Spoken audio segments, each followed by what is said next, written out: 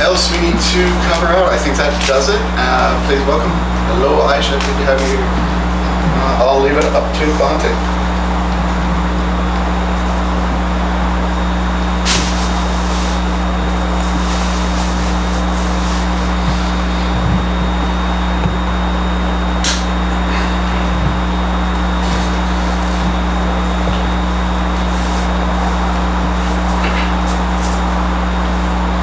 Samanta Cakkavalesu Atra Gaccantu Devata Saddhammang Munirajassa Sunantu Sagga Mokkadam Dhamma savana kalo ayang bhadanta Dhamma savana kalo ayang bhadanta Dhamma savana kalo ayang bhadanta.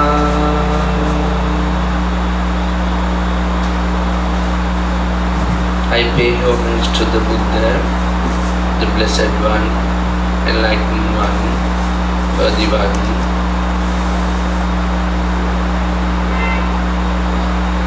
Hi everyone, good afternoon.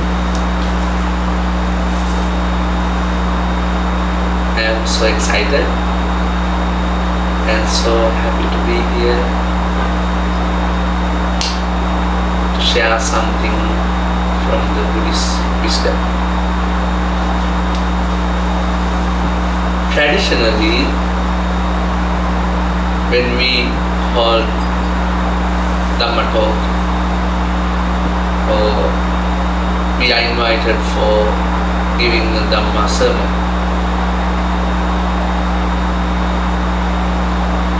we have a tradition to follow.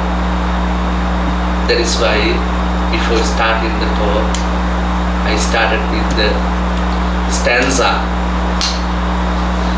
This stanza is for the invitation of all the living beings, the visible and invisible. We all are visible here, right? But in Buddhist teaching, we believe that there are other sentient beings, other spirits, which are invisible, who are invisible. Maybe they do not have physical body, but they may have conscious mind. So when we share something kind, compassionate, insightful,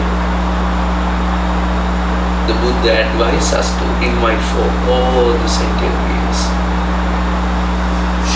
That is why traditionally we practice whenever we give a sermon, when we give a Dhamma talk, we invite everybody without any discrimination, without any other negative thoughts. So by paying homage to the Buddha, we concentrate our mind. At the same time, we make a vow, the determination that I am going to be respectful, I am going to be very kind, compassionate during the Dhamma sermon. Because sometimes when we listen to the Dhamma, when we try to absorb some essence from the Dhamma, if our mind is not concentrated, the true benefit of this sermon cannot be gained. We are human, right? Our mind is like monkey, go here and there. Just like the Buddha gave a beautiful example, like the elephant who drank a lot of alcohol. How could we damage everything, go here and there, can kill everyone? Our mind is like that. Although physically we are here, our mind can go here and there, maybe for other places. Maybe you are thinking of something. So good advice. Whenever you listen to the Dharma, when you listen to something insightful, beneficial for you, something that you can feel, experience, which is so much for yourself. So you need to be very concentrated. Then you can gain the best result of that. I know many of us like 30 plus, right? we have been practicing kind of religious performance, maybe rituals, maybe meditation. But we are still having kind of defilements in us. We get angry, we feel jealousy, we still get lust, or maybe still we feel very distressful, or sometimes we feel very tension. Why? Because still we are not there, still we are not fulfill our cultivation. We are not perfect. So Buddha mentioned, we have given a very beautiful life called human life. In this human life, we need to be aware why we are given this human life. Once we understand this human life is very precious, once we understand this human life is not permanent and no longer available for us, like maximum 120 years in this aeon, no more than that. Within this short time, how we are going to experience that peace, that happiness, that genuine kindness in us. So Buddha mentioned, when you concentrate, when you are mindful, then you are aware. When you have that habit, then when you have that cultivation in you, that wisdom, that practice, that contemplation, you are already laying down the foundation, you are laying down the necessary conditions for you to spend this human life. Very meaningful. That is why when give a Dhamma talk, Buddha always asks monk before giving Dhamma talk, whoever listen to the Dhamma, please let them concentrate on the Dhamma. It is not physical activity. It is combination of both mind and body. How much you can connect your mind and body, that much you can gain the blessings, that much you can gain the insight, that much you can cultivate the mind. Otherwise, this talk will be just like 1 hour, 1.5 hour, just wasted of your time, and we get nothing. Still we will be the same person after 1.5 hour. Tomorrow will be the same person. Still you will have the anger, still you will have the jealousy, still you will suffer, still you have the lustful thoughts, still you are addicted to something, still you are craving for something, you are fighting for something, you are looking for something, non-stop desire. But if you can gain something insightful, something wisdom, then you pause, you see this life is not much longer, and then why I suffered by following the anger, delusion, hatred, ill will, jealousy, all kind of unnecessary defilements, thoughts, negative emotions, feelings. Then whenever you have that kind of emotion, feeling, you have that awareness that, oh, this is going to hurt me, this is not peaceful for me, this is not for my happiness. I have no long life, so why I am having this unnecessary thoughts, feeling, emotion which hurt me? So that awareness, that insight, that cultivation will make our life more meaningful. So today we are going to talk about the meditation. When we talk about meditation, what comes to your mind? Everywhere you can see, right? If you Google meditation, mindfulness meditation, everywhere, regardless of the religion. Not only Buddhism, in other religions, even non-religious believers, they believe about the meditation. What is meditation? What have you been cultivating as meditation? Meditation doesn't just appear in this world because of Buddhism or other religion. If we look back to the Indus Valley civilization thousands of years ago, archaeologists have found some terracotta, some kind of the carving, which have some of the religious leaders who have the meditation posture. They believe that these people, like Mesopotamia, Indus Valley civilization, those people also have cultivated meditation. Before the Buddhism, if we go to the Vedic religions, like Brahmanic religion, Indian culture, we can find there are a lot of people have been practicing meditation. Why they want to practice the meditation? Because they see the world something that they cannot understand. When they see the fire, they don't know how it appears. When they see this kind of like maybe tsunami or maybe too much rain, the water, and they see the suffering coming, but they cannot find why this happened. So they couldn't find answers for this problem, right? The natural disasters, kind of diseases. Every time when they see the suffering, they couldn't find answers. What they have to do, these practitioners try to look into themselves, how it appears, what is the causes of these problems, sufferings, challenges. So they try to cultivate their mind. They try to concentrate their mind. They try to calm down their mind. They try to find some insight in them.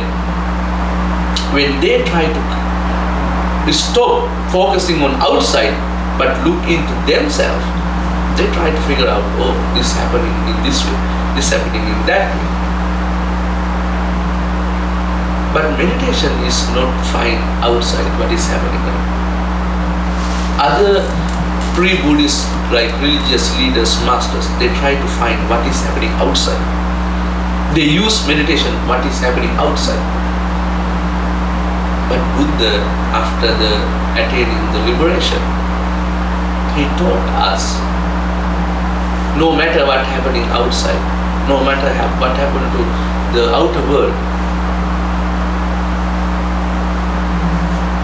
as far as you don't understand in you, your inside world, you cannot overcome these problems and suffering, disasters. Because nature cannot be stopped. Can we stop? There is no way. There is no way to stop the nature. This circle, can we stop? The day and night, there is no way. If the rain comes, can we stop? No. If there is like 5 years, 6 years, 10 years, maybe 100 years of drought come, can we stop? No. Suddenly the ocean come to the land and tsunami come, can we stop? No, there is no way to stop this natural thing.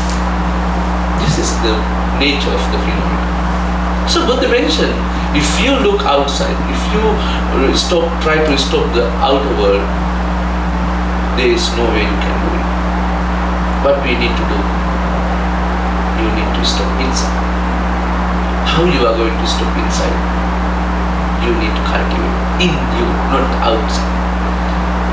So meditation, normally in today's life, we just use for temporary happiness, right? If you go to the hospital, if you go to some centers, if you go to the other religious organizations, they practice meditation. Every religion they guide us. But just for us to calm down, we may counting, we may focus on some elements, or we may focus on breathing exercise.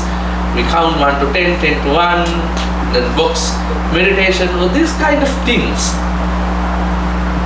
This kind of meditation we call for the worldly life, for the temporary peace and happiness.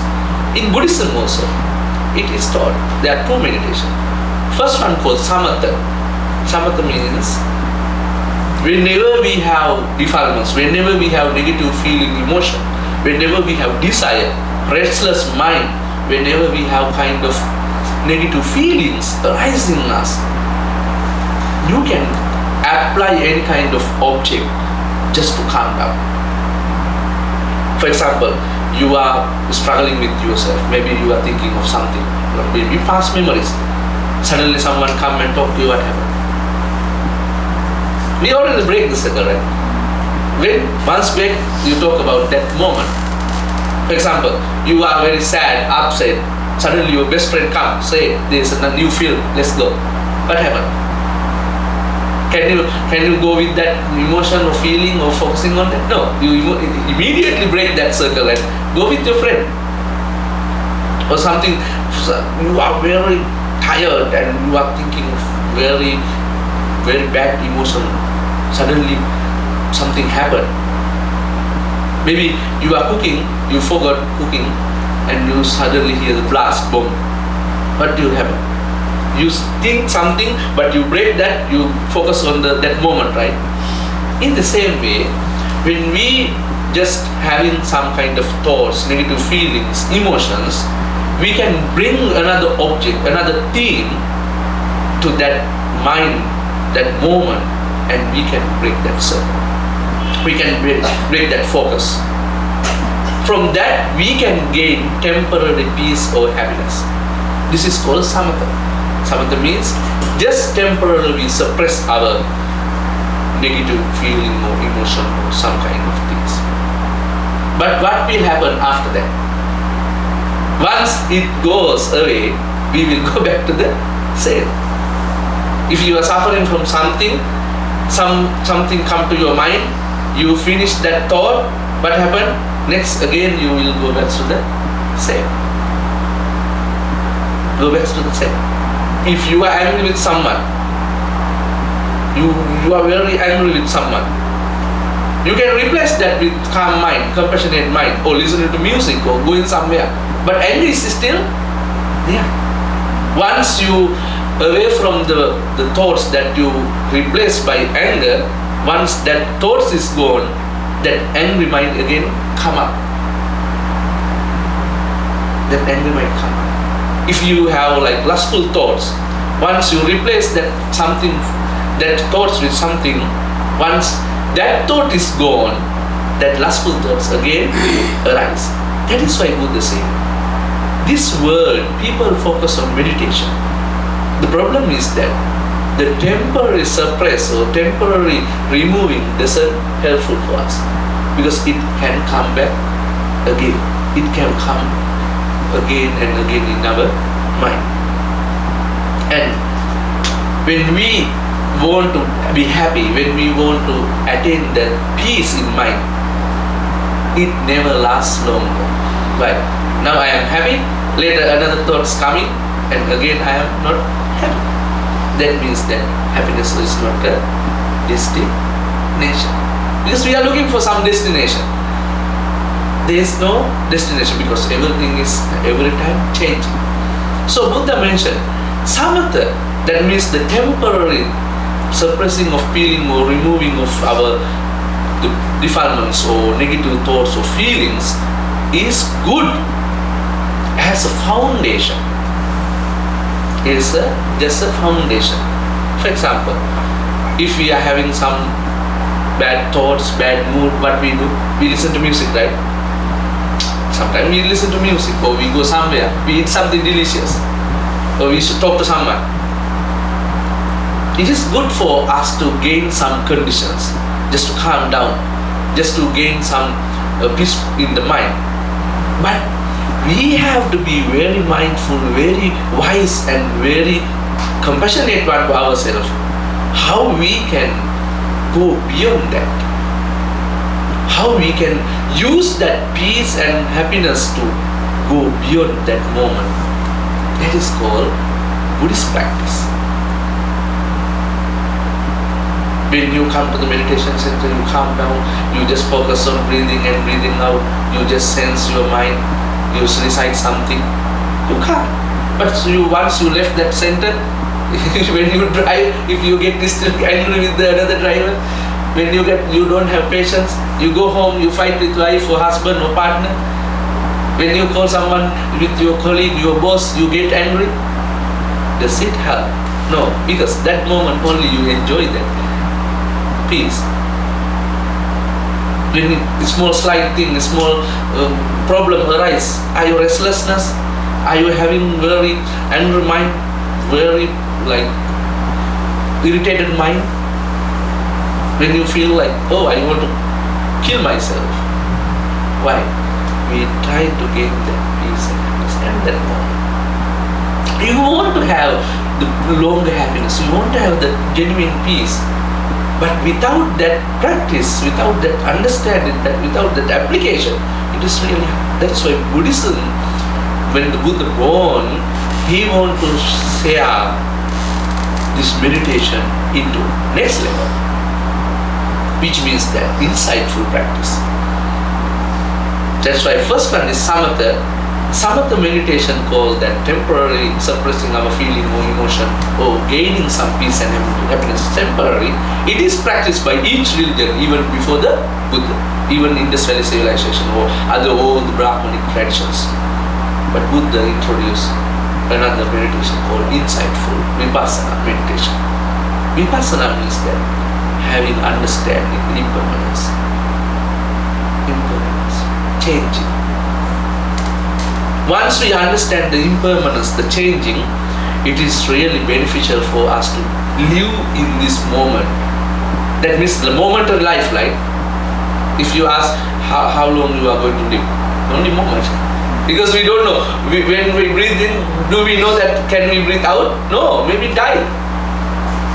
One day, one man come to Buddha and ask, Buddha, do you know how long I can live? Buddha said, yes, I know. Only one breath. Because nobody knows. Once you breathe in, you can breathe down. Once you breathe down, you don't know whether you can breathe in. That much the changes can be occurred. That much faster the impermanence works. So Buddha said, if you understand this nature of the phenomenon, your mind, your body, the nature, the trees, the air, the sun, moon, everything is changing impermanent. That is called insight. Once you understand this insight, once you understand the vipassana, once you understand this wisdom, you know how your mind works. You know how your feeling arise and they stay with you.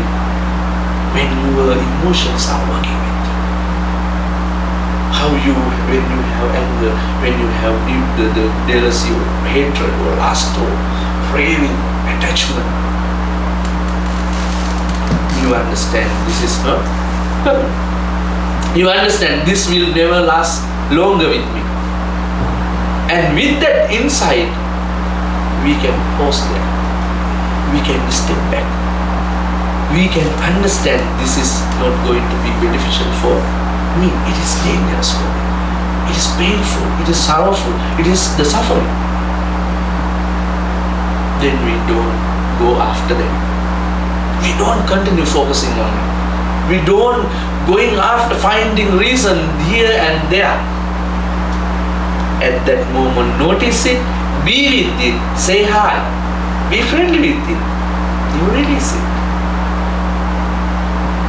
It is different from the first one, right? Temporary meditation, what we did, we just focus on that, we just be with that, we replace something or we bring something, but it is still there. We don't know what is the feeling of anger, right? If you are practicing temporary like meditation, if you are getting angry, you don't know what is anger. You know how you feel, you don't know what is your emotion, how your body responds to it, how your mind goes, how you go back to the past or future. But when you are insightful, you know that this mind is no longer with me impermanent. You become friend of your anger. You become, how your body work with this anger? Is warmer? Is very pushing you or making you very restless? You can notice each part of your, each feelings, emotions, how going through the body senses. And it is the way understanding the impermanence to release. It naturally happens, no need to force anything. It naturally happens in you. That is called cultivation. That is called insight for practicing. So vipassana means that understanding impermanence, understanding the changes. Whenever you have kind of negative thoughts, negative emotion or anything which is destructive, which is harmful, which is not beneficial for you, which is painful for you, you stop back. You just be with that. Be friendly with that. Talk to. Talk. I give you an example, okay? Normally I give Dhamma talk for Sri Lankan people. Okay? I get the normal, like, general life examples. You go to work, husband go to work, wife is stay at home. When husband back from the work, wife hasn't cooked. All the clothes hasn't washed, is still there in the other washing machine. The floor is not swept. Wife just take the phone and just messaging, watching YouTube or Instagram. How will be the husband feeling? No food, no clothes are washed, the floor is swept and dirty, smelly, and nothing done in the house. But wife is playing the phone. How could be the husband's feeling? Very angry, very agitated. He can go, he can kill something. In that moment, what comes to his mind normally? He used his past experience, he tried to recall, he used his memory, his stored mind. This called in Buddhism is stored mind. He tried to use his memory, recalling, oh, not today, the last week also done the same. Not today, she's doing nothing here. Always like that. Always never wash on time my clothes. Always never cook for me. You take the past memory, right? When that having that angry mind got fueled by the other past memories come to that and fertilize, getting more and more the feeding, right? The giving more food to the anger, and that anger can be growing more and more. The angry mind is just it, but that is growing more and more, and it can be last anytime. But if he is an insight practitioner, he knows that can be changed anything, and that he knows that everything is impermanent. But he does. Normally, he come, he see wife is doing something. He has an angry mind, but he has to notice, I am angry. I am having negative feeling towards my wife. Understanding that still there is a possibility of changing my angry mind and the conditions which wife is doing. He can kindly approach. He has that anger, but he knows this anger, the nature of anger. Nature can beat her, the anger, it can damage her, or maybe push her, fight for her.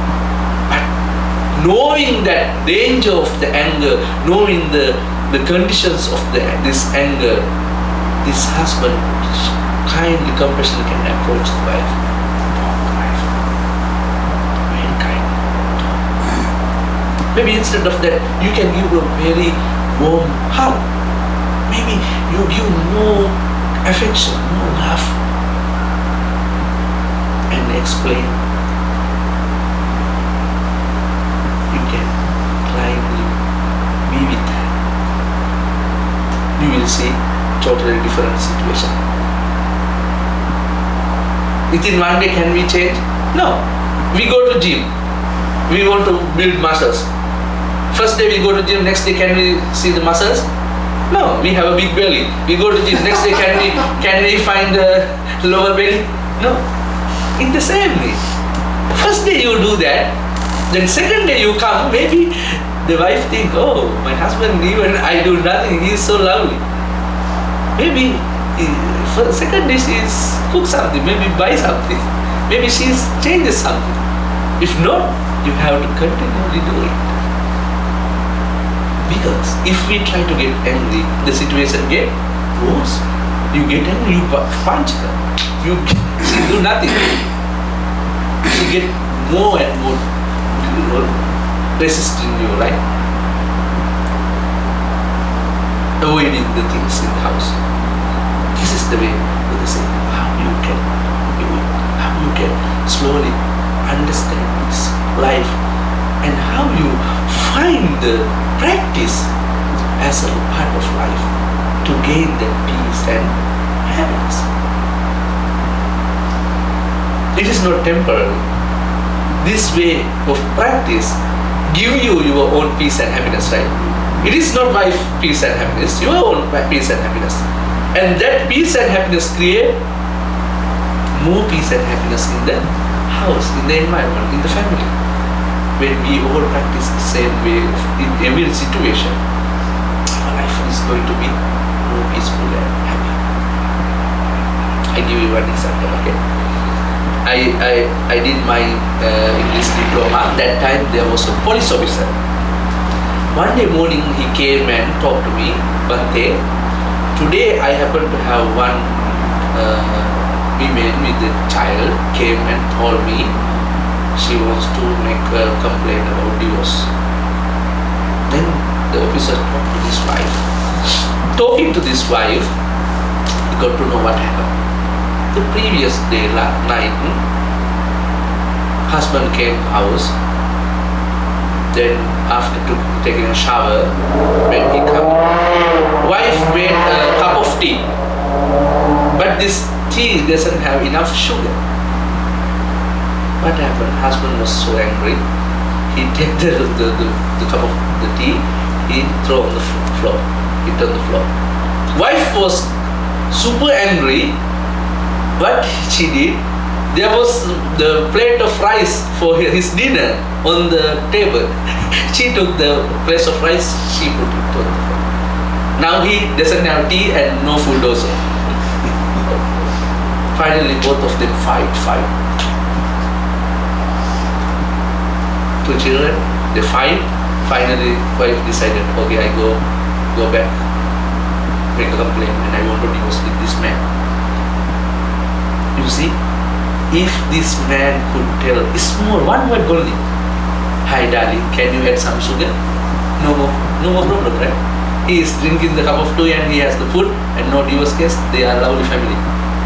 But he couldn't say that word because of that avoiding of that lovely word. He created more problem. He created a huge problem. He is going to have all problems, suffering. Can you imagine if mom and dad separated, how children going to be? These children, if without guidance, parental guidance, if they go to society can be damaged, right? You see, a small thing, right? When he noticed that there is no enough sugar in the tea, he could only ask a small word, can you add some sugar? Problem is solved. Then still the family is happy. In our life also, there are some situations like that, right?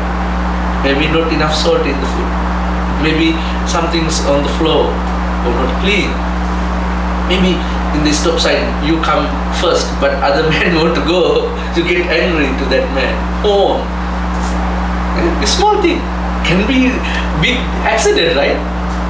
Lack of a small moment of the patience, it can kill you. It can damage thousands of dollars for you. If police see, give you a ticket, $1,000. Maybe you cannot be patient. When you read the red light, you go. Police come, give you a ticket. You see, that moment of lack of patience can create lots of problems, struggles, challenges in life. lot of suffering there. Are you happy to pay something for? No. Are you happy to get accident? No.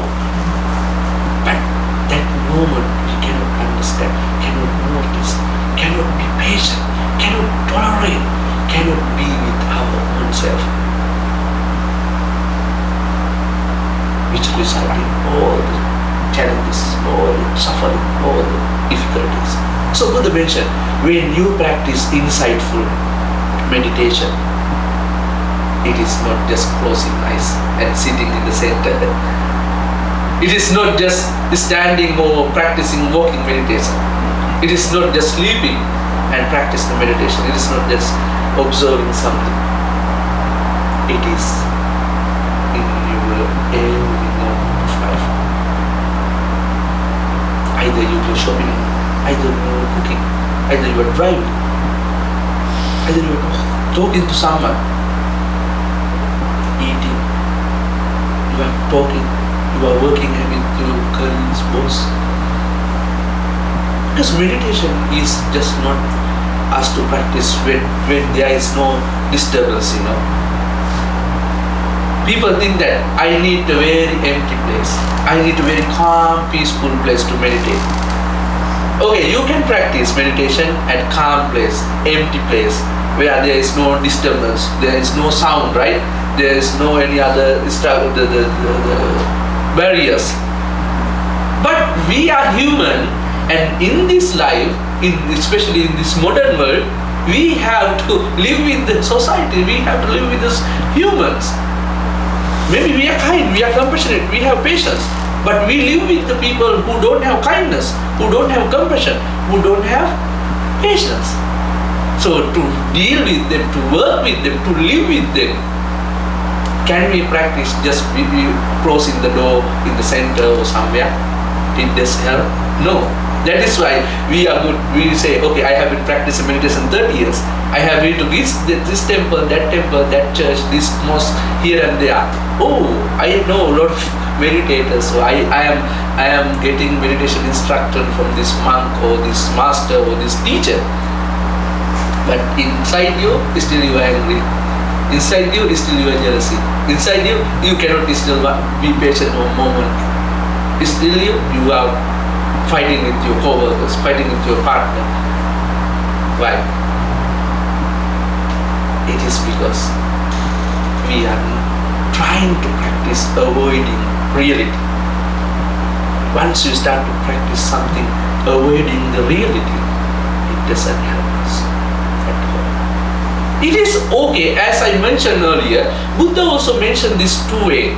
One is the Aranyamas, which means the forest monk, monk who live in the forest. It is different story.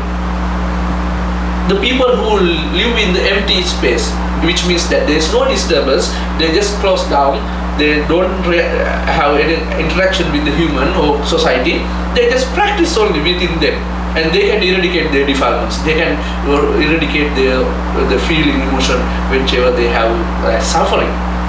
It is one side. But can we do that? Can we leave our belongings and go to the forest?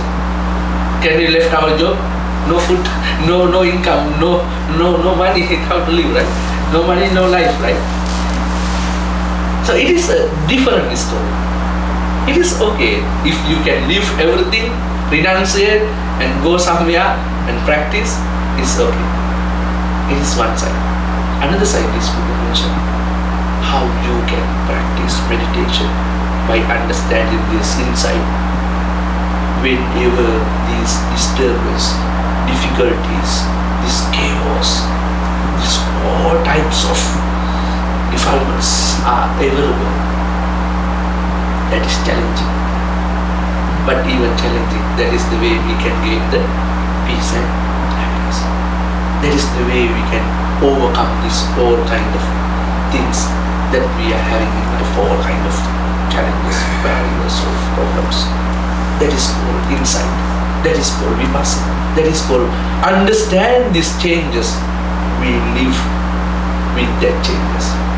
We don't suppress them. We don't suppress them. We don't replace them. But we live with them. How we live? I understand. Once we know that this is me and this is I am when I am get angry. This is me when this is I am when I am having lustful thoughts. And this insight always helpful for us. Because we know, we are aware, we notice it. Once it is with us, once it is with our behavior, way of thinking, we already practicing it in our life. Very fast we can gain that insight. And there is no destination, but every moment we are very happy. Even we no need to focus on tomorrow, next week. We everything postpone, right? Okay, after this I will be happy. Are we happy? No, right? For example, when we are young, we thought that okay, after studies I am happy. Can you happy? Are you happy? No. We have to find a job. Okay, after finding a job, no problem. Okay, I will find a job. Okay, after finding a job, are you happy? No, lot of responsibilities. You have to work. Okay, after having a job, I think okay, I get married or find some partner. Okay, I am happy. Are you happy? No problem. Okay, you think that okay, after finish my job, after having children or anything, I am fulfilled. Okay, I retire, I have pension, I can live happily. Are you happy? No, you have a lot of sicknesses. You are old. Your body is not responding to you. You don't feel tasty. You cannot hear properly. You cannot see anything clearly, and you have to take a lot of medicine every day. Have to go hospital. Are you being happy? No. You see, from young age to until the die, we are postponing our happiness. We are thinking, okay, after doing this, I am get happy because that is we think that it is destination. It is helpful for you. No helpful. Why? We are postponing our happiness by looking for destination. But there is no destination for happiness. Why? Inside. Impermanence is there. The changes is there. If you think every moment is happy, you take it as happy. How you are happy? You know how you live. You know how your mind. You know how you are feeling. You know how your body is working. It is not surprising or something. It is something that you enjoy. It is the beauty of life. It is the true peace and happiness. Even you have all the challenges, problems, you will still smile. When you have anger, your anger is the best friend in your life. When you have lust, you know, oh, this is my best friend. Okay, come on. You talk. You talk to the lust. You talk to your jealousy. You talk to your lustful or any kind of negative feeling, emotion, or anything is happening in you. That talk, that kind and compassionate approach will help. This is practice. You have to practice it. You think, oh, it is say Bhante, okay, say this, that. It doesn't work. Have you tried? You cannot say it doesn't work without trying, you know. Okay, there is a lemon here. If you haven't eaten lemon in your life, I say this is very sour. Oh, Bhante said this is sour. Do you know what is the feeling of sour? No, you have to eat and you know that. Oh, it is not something that we can express through the word. It is something you cultivate. How much you practice, how much you apply, how much you live with it. Not live on it, okay? We normally live on it, right? Like problem. We live on the problem. Not the live inside the problem. When you live on the problem, what happens? You don't see. You think, oh, it's a problem. Not a problem. When you live inside, you know what is inside. And you know how to solve it. Normally we live on the things. I give you another example. I lived in Singapore for 8 years, okay? There's one boy who was almost to suicide. He looked for me. He asked one question, Bhante, if I suicide, am I going to hell? That was his main purpose of looking for me. He was looking for me through the Facebook to ask this question. He asked me, but if I suicided, am I going to hell? You know? Then, instead of answering this question, I took him to the river. And I asked him to sit down and just listen to him what is he sharing. And then he was already overcome his thought of suicidal, you know. I was guiding him for like few years. One day he come saying that, Bhante, I have a lot of problem again. First, he met an accident, his car bumper is damaged. Second, when he go Malaysia, he forgot the key access. Two problem, right? Third, he has difficulty of passing urine. So I think I have some kidney failure. Now three problems. Okay. Now he is telling other problems. Okay, I asked. Now how many problems? Bhante, I have a lot of problems. Okay, can you solve all the problems at one time? No. Why? This all the problem make my mind very messy. I am having this all the problems in my. I am like crazy. I want to die. Why? He focused on these all the problems. I asked, do you see something outside? You can find some solution. Take one by one. Okay, your first problem, your bumper is damaged. You have insurance? Okay, it is car problem. It is not your problem. You take your car, give to the repair center, ask insurance to pay. Finish. One problem solved. Second one, okay, you lost your car, the door access to the key. Okay, how much? $25. It's not your problem now. Just get $25. You want to suffer because of $25 or just pay $25, get extra card, then key in the house. Two problems solved.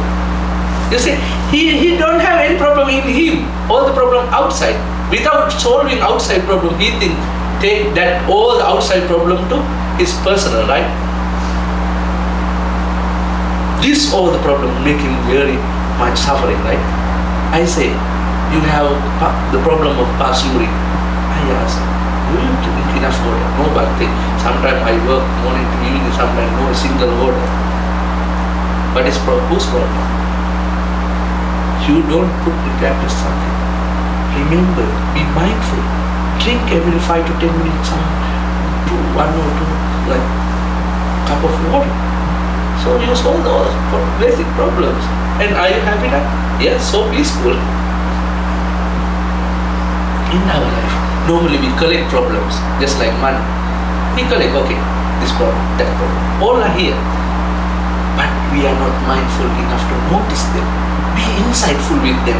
And noticing, insightfully with them, how we can solve it. Don't take everything in one time. It becomes very chaos. It becomes very difficult to bear. Difficult to find what is going on. That is why we say very crazy. And these problems can create more problems, because this guy is so angry. He's very angry. He even talked to me very angry. But your method doesn't work. He's so angry to me also. But I say, doesn't work. You don't practice it. As far as you don't practice, don't complain. Don't complain to your partner. Don't complain to your boss. Don't complain outside. Don't complain to the people. Don't complain to police. Don't complain this and that. Because as far as you don't know how to be with your problem and inside, see them, notice them, and just understand their impermanence, the changes, the nature of the changes. You should not complain for them. Once you notice this, you know this can be changed. Once you notice this can be changed. And what is the purpose of being with them? Just notice them, try to find a way, and you will see, this is getting better. Yeah. And once you solve one problem, you feel some energy, right? Then you go to that another problem with that energy. Okay, I done one. Then you go to the next one with some of the energy. So you can feel it. You can use that energy, that positivity, that the intention, the motivation. Then you can find, life is getting better. Life is not full of problems. If we ask someone, how are you doing? How is life? Not bad, but inside that not bad have a lot of bad. Why? They hide the reality, When ask someone, how are you? good, bad, you can talk to someone. Just share with someone. Talk to the people. It is called practice.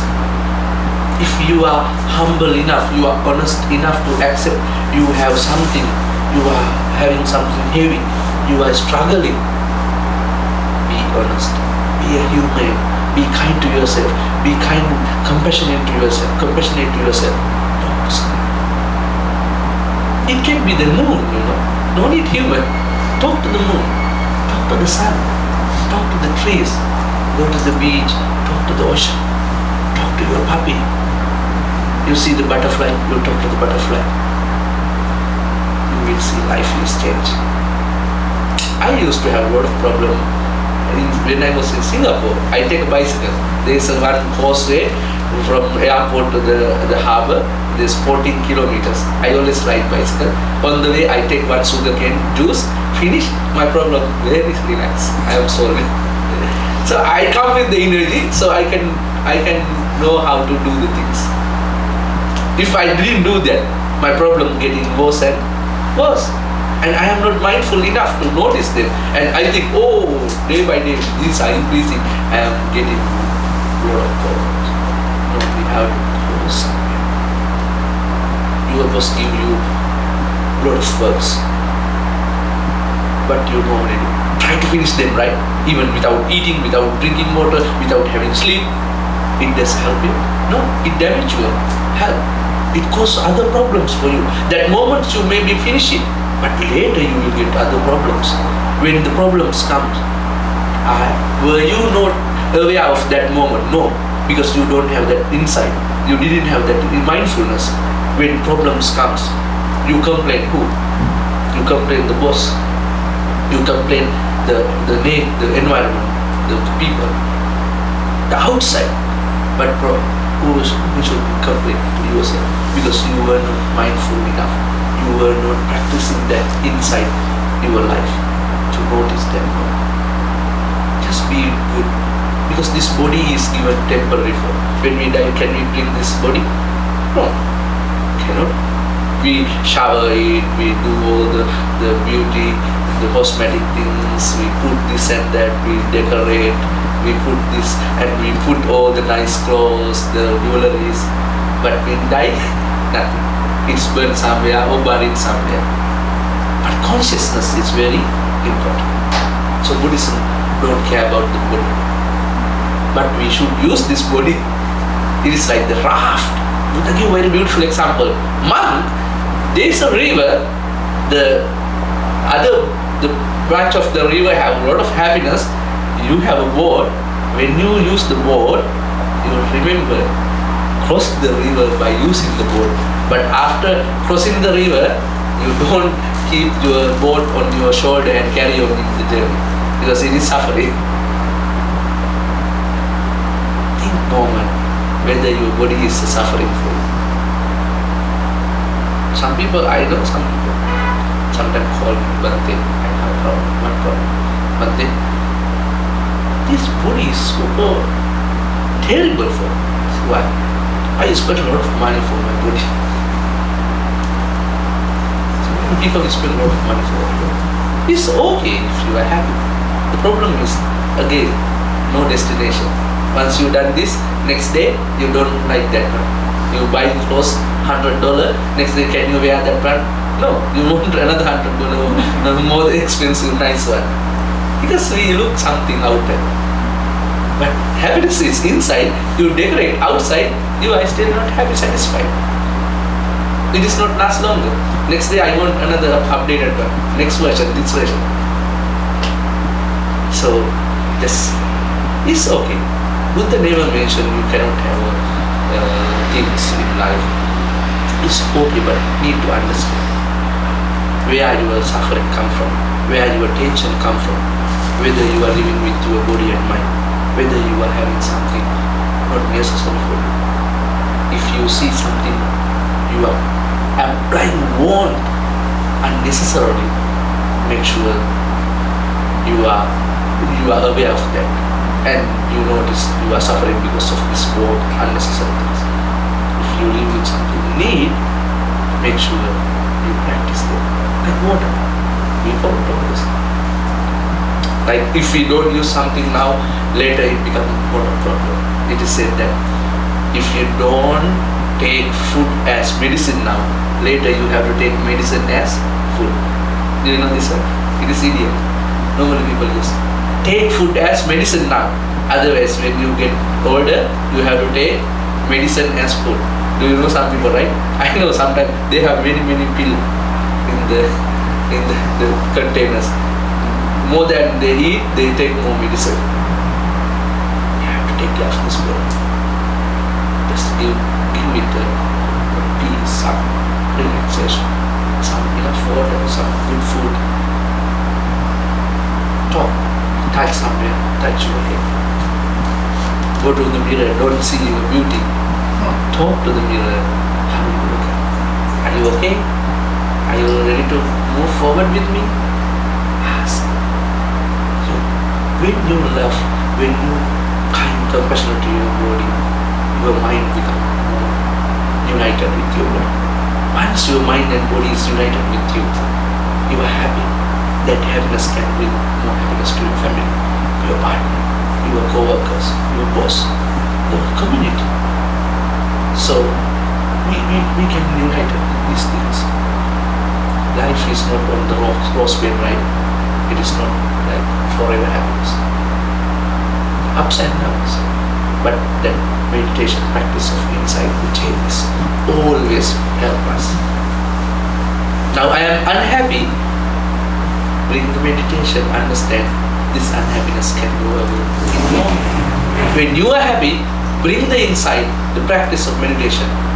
This happiness can be last longer, maybe later. It is we have to understand, practice. So we live with this world, we live with the people from different background, different cultures, different mindset, different moods, different practice. We live with them. Be ready. Make sure you don't expect perfect from anything. Even yourself. You don't expect something perfect from you. I am not perfect. Then you are not perfect. Then why I expect perfect from you? The community is not perfect. The human is not perfect. This nature is perfect? No. When you want the sunny, it rains. When you want the rains, it's sunny. When you want cold, it is warm. When you want warm, it is cold. Everything is imperfect. How we live in this imperfect world? By having a perfect mindset. It is not something material, it is spiritual. If you live with someone not matched to you, please make match. If you find something is not suitable for you, make suitable adjustment. Be like a river. River, how river? When it see something curve, have to go through the curve. Right? Take left and right, ups and downs, the hills, the everything. It makes shapes according to the shape of its way. Our life no perfect. No straight. We have to take left, right, ups, down, falling, rising. These all things will give us the insight. Life is moving so peacefully and happy. This will be helpful for you. So when you come to the meditation, it's okay just to come and attain some peaceful mind.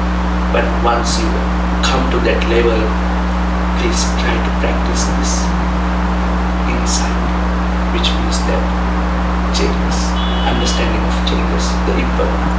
This understanding of impermanence will give you the more insightful living in this imperfect world, imperfect society, imperfect people. That is why I say meditation beyond the poor question, because meditation doesn't help if you practice only within the poor question, because we have to do more than poor question in this society. We are living with the people who are not kind, compassionate, who are imperfect, who are angry, who are having a lot of defilements. To be with them, to live with them, to have a peaceful mind with this human world, imperfect human world. We have to have that understanding. It is called cultivation. Bhavit. I give the Buddha's word in Pali language. Bhavit kusala dhammya seviti vaddeti etayati bhavana. Bhavana means meditation. Buddha mentioned Bhavit.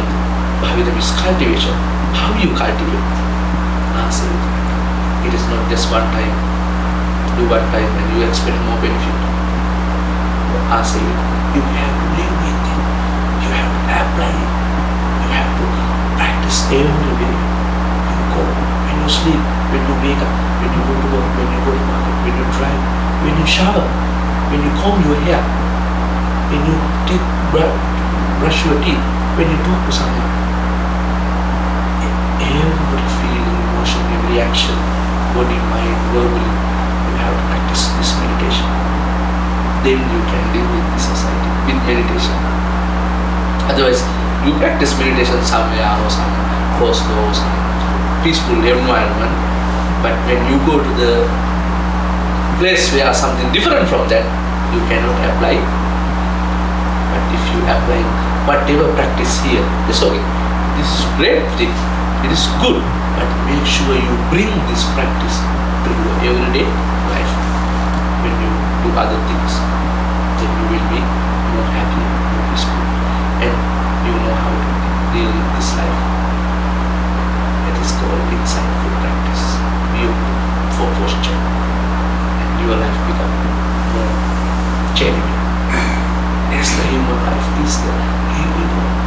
As I said earlier, we never will be alone. It can be now, it can be tomorrow, it can be tonight, maybe even next morning. Any given time, impermanence can arise in our life. Anything can be happen. Get ready for that. How get ready for that? Understanding insight of impermanent changes.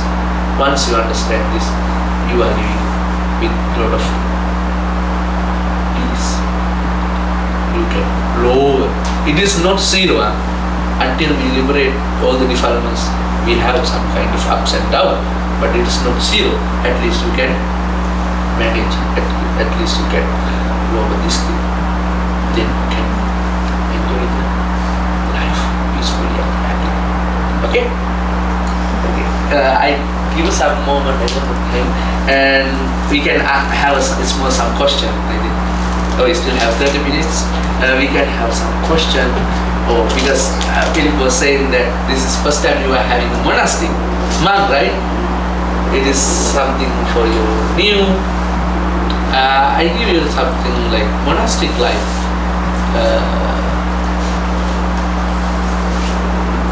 Before the Buddhism, there was ascetics. Ascetics means that is kind of monks who were trying to renounce the world and be like wanderer. They call Ajivaka Parivrajaka, which means the wanderers. They leave everything. They go to the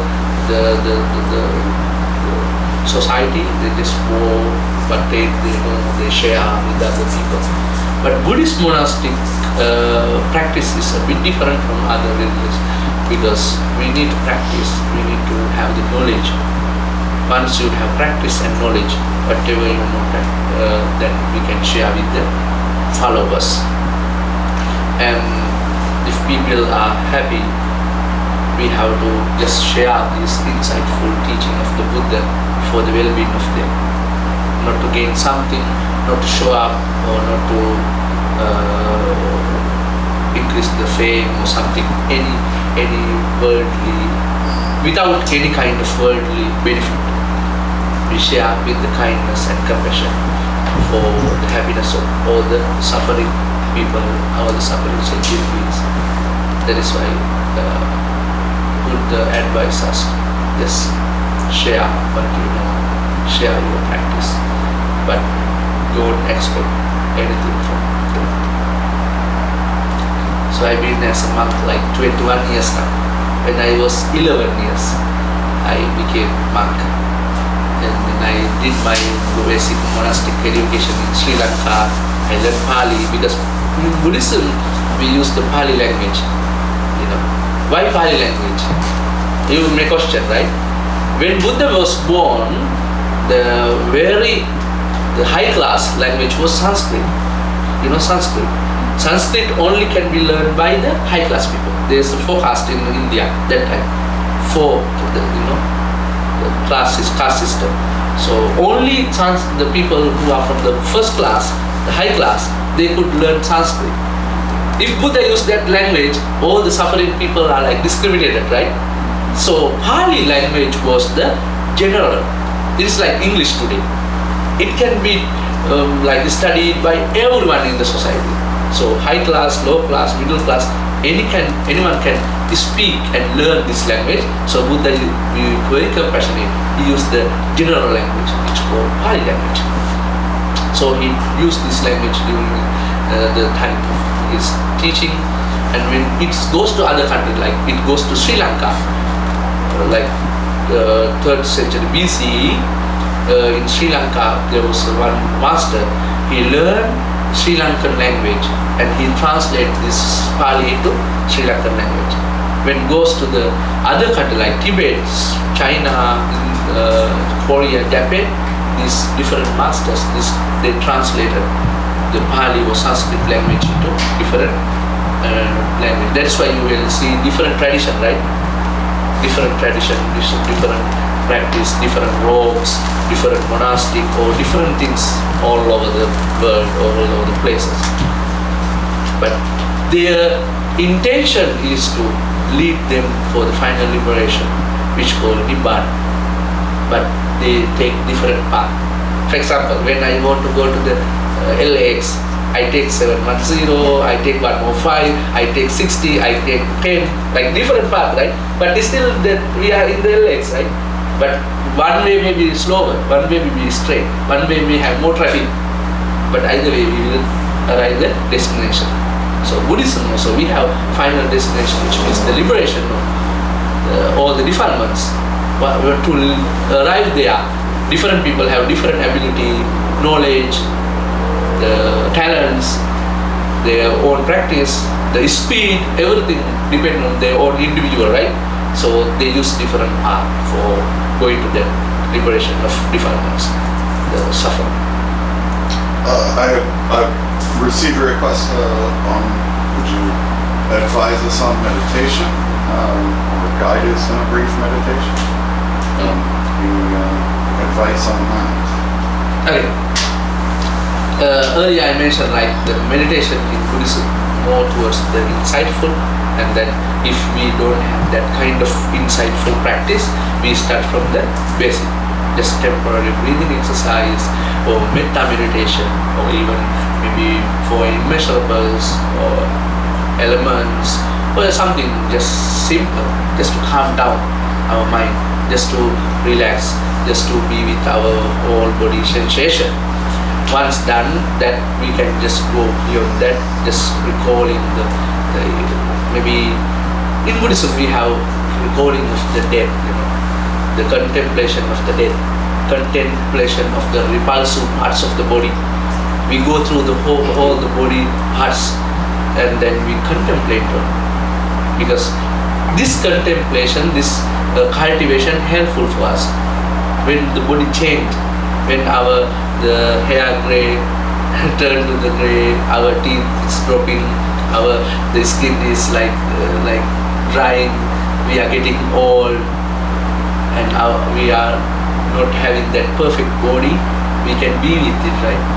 Otherwise it is so difficult to see the changes of the body. So repulsive parts of the body will helpful for us to understand. So it will really beneficial for us to just live without any angry mind or any unhappy mind with our body. Thank you for your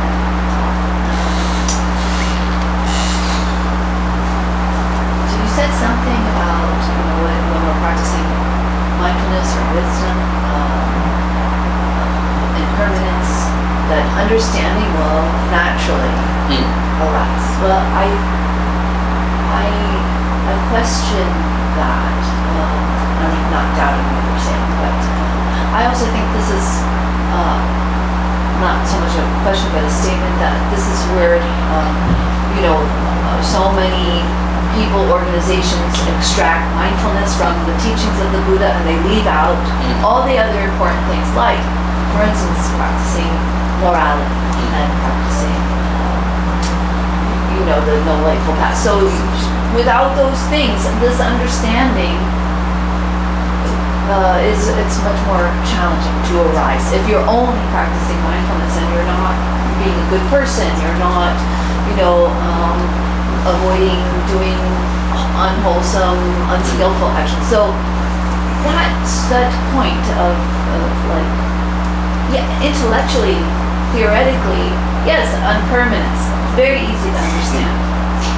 But to create the experience of that understanding, I think obviously it takes the other parts of the practice, morality, but what do you suggest? Like, how do you bridge that theoretical to that experiential understanding of impermanence? Yeah, thank you for the question. Normally, as I earlier said, that it is not only one practice. For example, we have 10 perfection, right? Normally people think we have to practice each perfection. No, when we practice one perfection, all the perfections are there. When we practice the morality, it can be already meditation. When we practice meditation, it can be already the generosity. Because when we try the morality doesn't mean that something we try. Morality means the sila, right? Sila means the discipline. It is the abstaining from any kind of non-moral behavior. The discipline of our body and the verbal. To be disciplined in body and verbal, naturally mind already disciplined. Without having that disciplined mind, it is so difficult. If you for example, sexual desire. Normally, if you have sexual desire, if your mind is not disciplined, body already open for that, and already you violate the rules of sexual misconduct. If you don't have that discipline, once you try to tolerate, be with that feeling of sexual desire, and understand that this will never last longer happiness, and it may create more suffering or problems, by putting that understanding inside, you are already laying down the morality there. At the same time, you already discipline your mind. So Buddha separated this thing, dana, sila, bhavana, generosity, morality, and meditation. Three separate for us to understand clearly. But when come to the application, come to the practice, this all goes together. We cannot separate. Once you practice morality, already you are meditating. That's why I say it is beyond the poor posture. Once you try to avoid saying something to hurt, finally you want to say something hurtful. That is verbal, right? Verbal means already morality. How you discipline? I apply that. And inside is there. That patience is there. When you try, already cultivation. Try means cultivation. Putting self-effort, putting the insight. Everything is come together. All the conditions come together, create that practice. We don't, in my practice also, I don't see morality, generosity, or even meditation or anything can be separated. Each moment of practice of anything can be combination of all the things.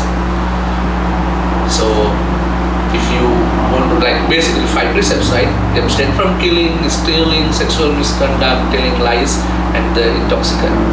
These 5 basic things that's called under morality is like a lay person. For us have thousands of the rules and a lot of precepts. It is different story.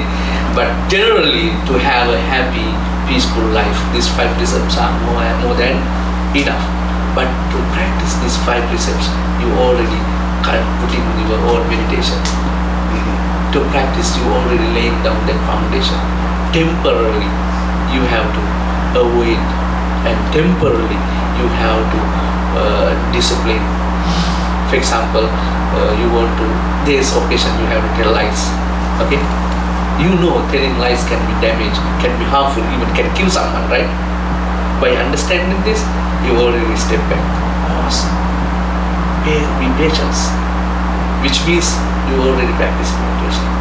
Because being with you and putting the nature not to go there, but to practice, apply, and you already discipline your verbal. You don't say, because you understand and you practice, this will be harmful, and I don't need to tell them, because if I do this or I tell these lies, it can be a suffering for someone, or it can be for me to another problem. Yeah, it definitely seems somewhere in the West there's this separation. Meditation is, like I'm seated here and here we are, and what you're saying to kind of encapsulate what you're saying in a nutshell is to even go beyond that. But we seldom talk about that explicitly in America, of cultivating these kindness and precepts and things like that. It's very much separated, and meditation is treated as like a little pill, like your little relaxation pill, like a drug-free Xanax that you take. You get your little meditation pill, and then off you go, and you're back to being miserable, just like you said. Yeah. And we seldom hear it explicitly stated. The practice is in the kindness and generosity. I guess my question is, when you started as a monastic, did you start your training on the cushion hours at a time, or did you start your training cultivating kindness, generosity? Yeah. Actually, I became a monk at the age of 11, right? At that time, I don't have any insight. I do not know nothing. I know no practice also. From because young age, we are very naughty.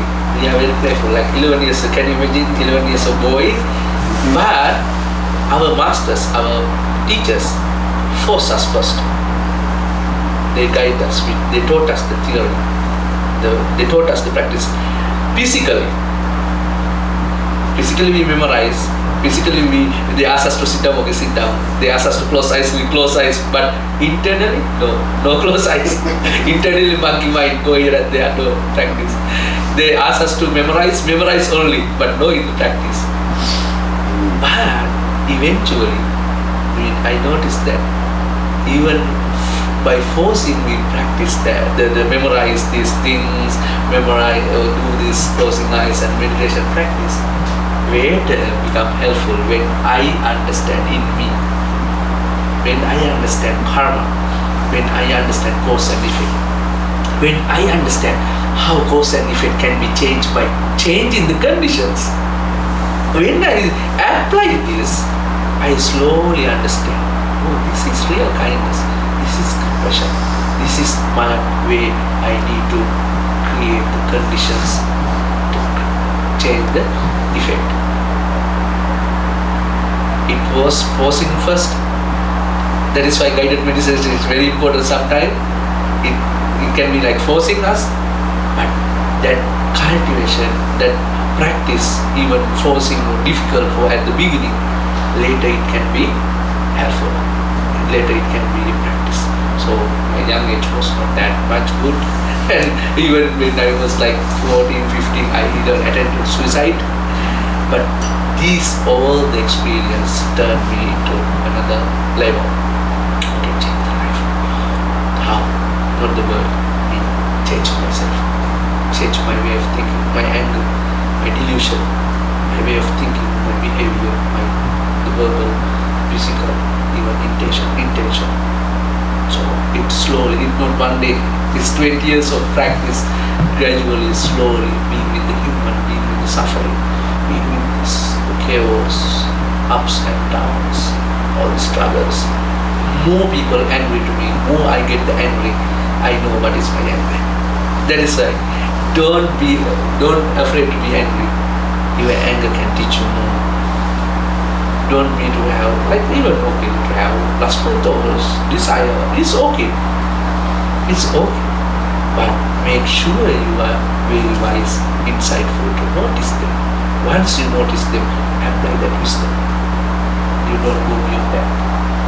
You will be there, then you be with friend, and you know it is danger, and it is suffering, and it automatically, naturally, it is. It's practicable. That's why I said practice. I practice. When I practice, I notice. Yeah, it is through the application. So when you say apply wisdom, are you just saying, recognize impermanence, suffering, of self, cause and effect? What do you mean apply wisdom? For example, someone says something to me, I get immediately angry. Still I am get angry. Even today morning I got angry. But that anger is with me now? No. I am angry with him, that person? No. My anger only on that moment. Once I get angry, I notice that I am angry. My face changes with my anger, my voice changes with anger, but I didn't live with it. When I left that person, I gave a hug. I say hi, thank you, sorry. Finish my anger. I didn't bring it here. Because you applied wisdom. Because I apply wisdom. So what Normally what we did do. you apply? What I know if I live with the angry that person, my anger go with me everywhere and I will suffer. When I go back, when I see him, again suffer. He never suffer, I suffer. By putting that insight to myself, I am the one who's suffering because of my own anger. It naturally goes away from me. Normally what we do, when you're angry or something, you bring it wherever you go. When you meet with that condition, again you get the same thing, right? But my practice is how live with that moment, but at the same time, how you finish it. Live with it, touch it, talk to it, be with it, smile it, fight with it, finish it. I give an example of if you get unhappy with someone, you suppress that feeling. When something again happens similar, you bring with the previous experience, right? Then that moment can be more double, maybe with the profit. Then you collect some more here and there, and that anger can be more. If at the beginning, at the first moment, when you get angry, if you talk or if you release it at the moment, you are no longer with it. When next one coming, you come with the new thoughts, right? There is no model. But normally people suppress them. They hide true self. That is why I say, how much you hide your reality, how much hide your true self, how much you suppress, it can be bomb blasting. When it comes with all the profit, it comes with this investment, Don't invest your anger, don't invest your defilements, because it gives you the profit. It comes with the fruits, flowers, and everything is there. It comes with the growing. My very simple practice is whatever you defilements, negative feeling, emotion comes, you need to be with it and understand it and try to naturally let it go there. Yeah. That's why I say it is not separated. Application of wisdom, understanding impermanence, letting it go, or everything in the practice. Once you understand this, for example, today morning I give you, okay, I went to kitchen, okay, how this happened. I went to kitchen, someone was cooking something, but forgot to on the fan. Very smelly, because I am taking care of the dome. So I have responsibility. I got angry. My voice was very, very sharp. I am shaking now. I am shaking, I am angry. I told, but my anger is there. But I notice, hey, I am suffering. That person don't even know I am angry. I am suffering. I am painful. I am the one torturing my body. Because I have been practicing this very fast, I can notice it. I am angry.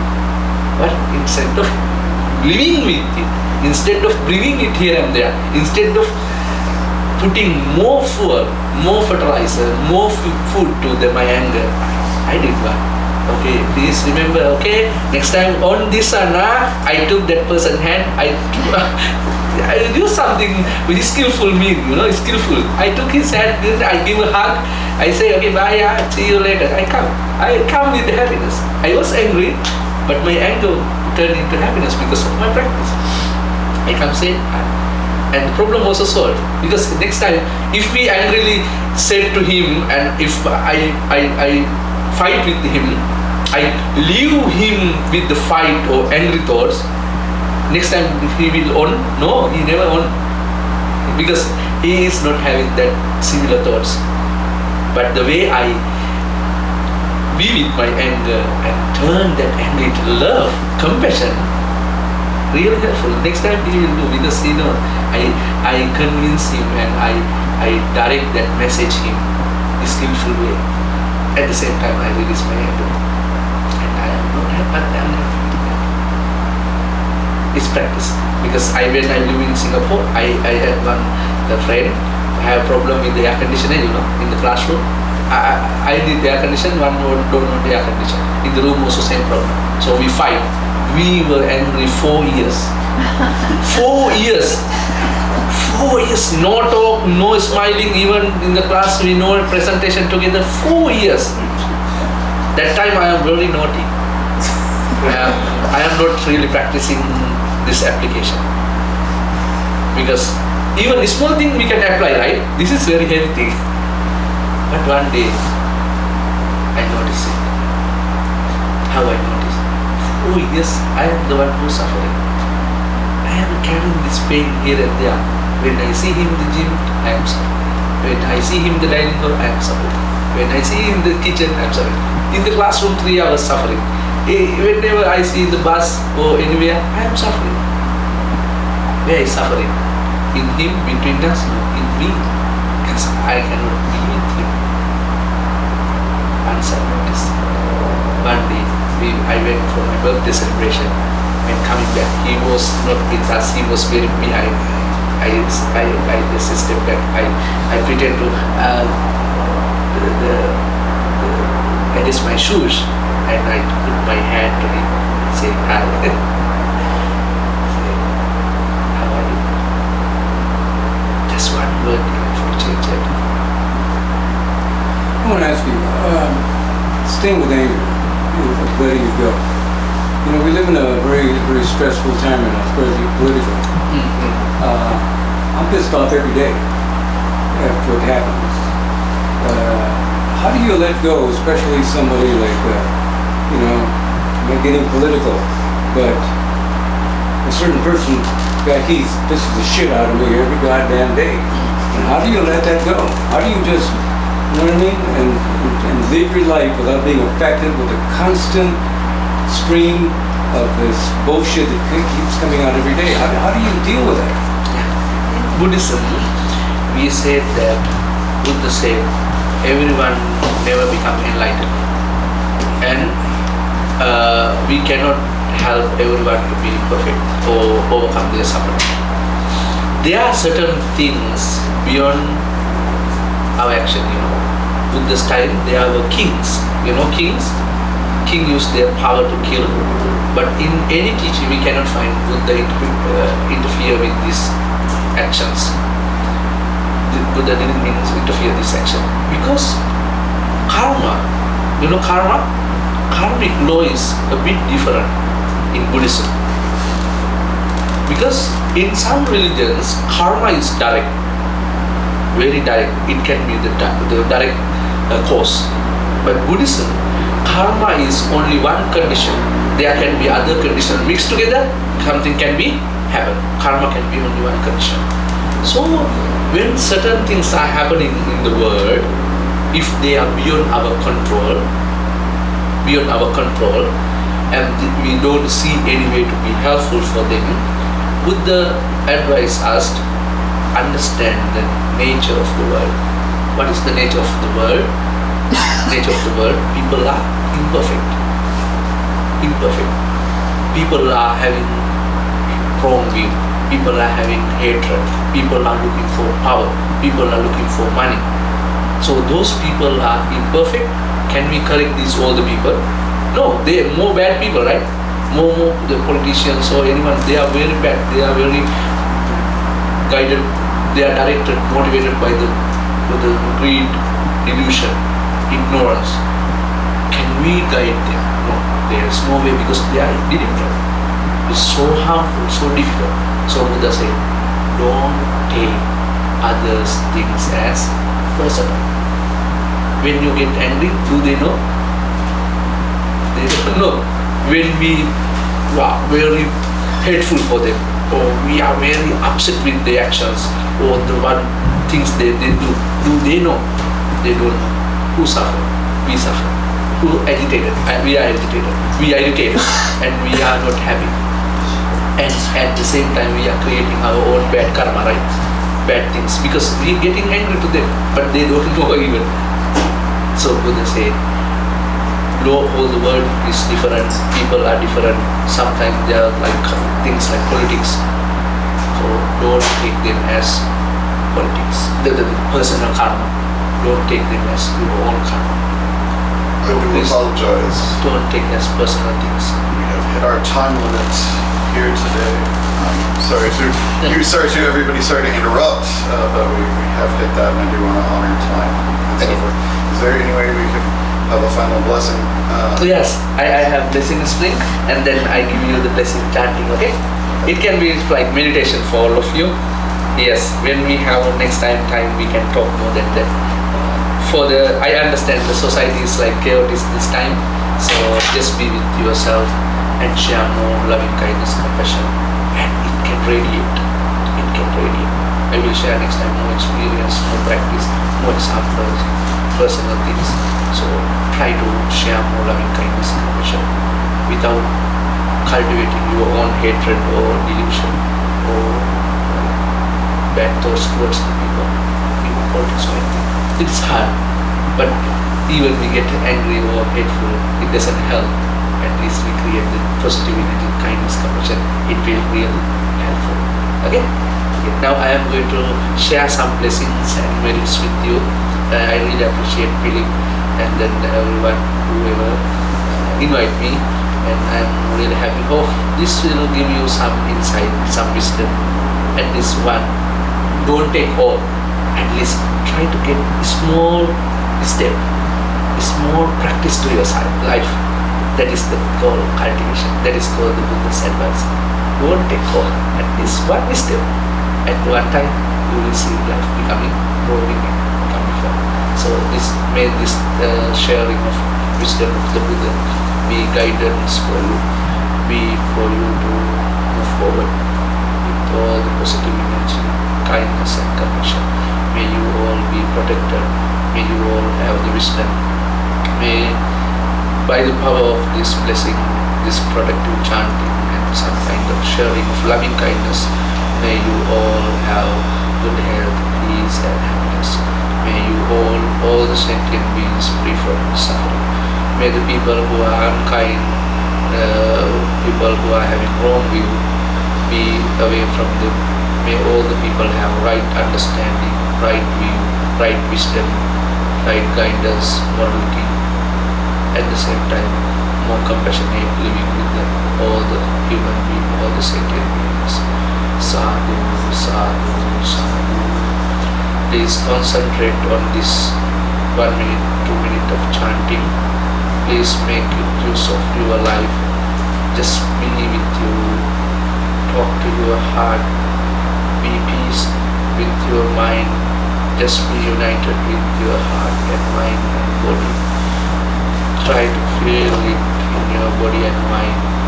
Try to be helpful for your own wisdom.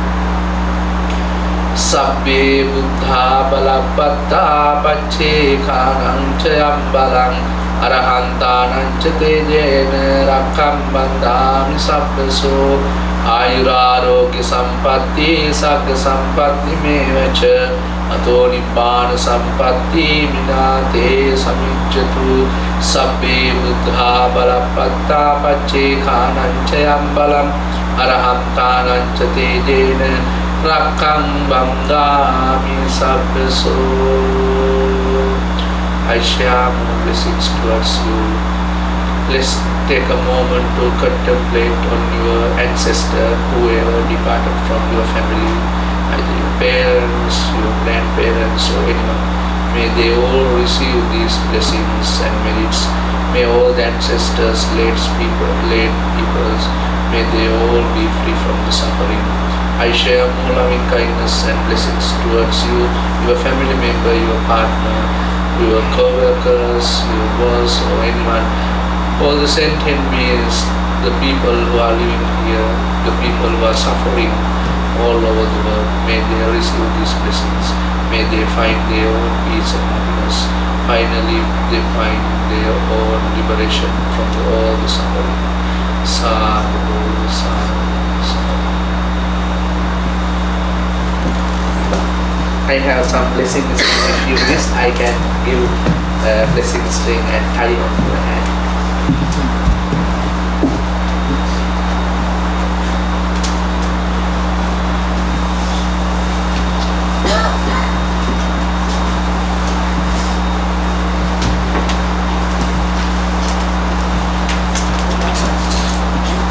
I love it. Okay. We have one, right? Yeah, it's old.